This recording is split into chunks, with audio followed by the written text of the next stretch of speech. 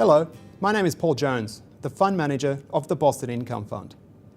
The Boston Income Fund is reporting a return of 2.7355% for the September 2016 quarter, equivalent to an annualised return of 10.8528%.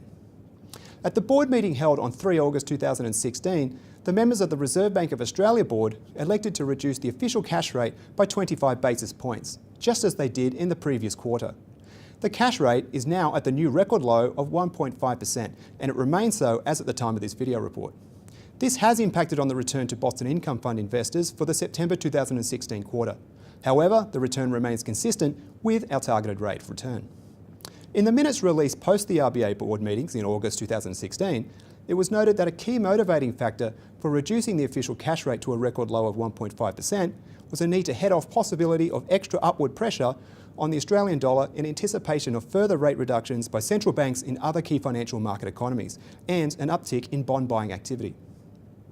A key takeout from each of the minutes released by the RBA across the September 2016 quarter is that the board is focused on the relationship between cash rates, both domestically and internationally, and the Australian dollar. The expectation here is that the RBA will consider reducing the official cash rate further at future meetings. As the fund manager of the Boston Income Fund, I will closely monitor the cash rate for the possibility of future movements, as this will have a direct impact on the return to our investors. Think Tank Group Proprietary Limited has performed well over the first quarter of the current financial year. Origination activity during the September 2016 quarter has been solid. The total value of new loans written during the September 2016 quarter accumulated to an amount of $64.4 million, which was represented by 85 new commercial property loans with an average loan size of approximately $758,000. Performance has also remained consistent with respect to the management of loan arrears within the Think Tank loan book. Over the duration of the September 2016 quarter, the proportion of loans in the core commercial loan trust, classified as being in arrears, has not exceeded 1%, both in terms of the number of loan accounts and the current value of loan balances under management.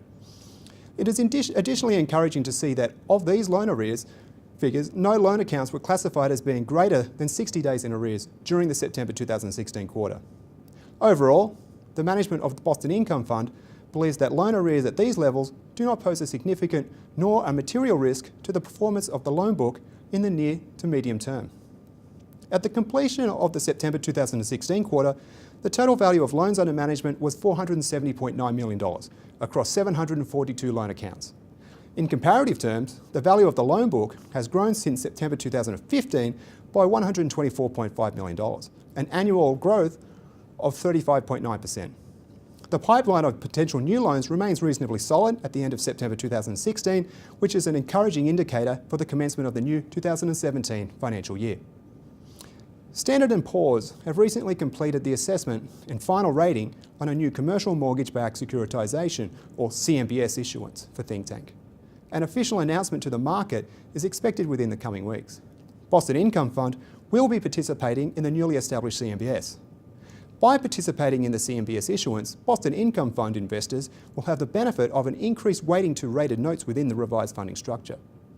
Additionally, the Boston Income Fund will be fully deployed at commencement, which will avoid the need to have any portion of funds allocated to low-yielding cash accounts. Participation will result in a minor adjustment to the investor return profile. However, the impact of this is likely to be minor and will be discussed with investors post all official announcements. As always, if you have any questions about this statement or if you wish to discuss your investment in the Boston Income Fund, please feel free to contact me on 02 89 20 886.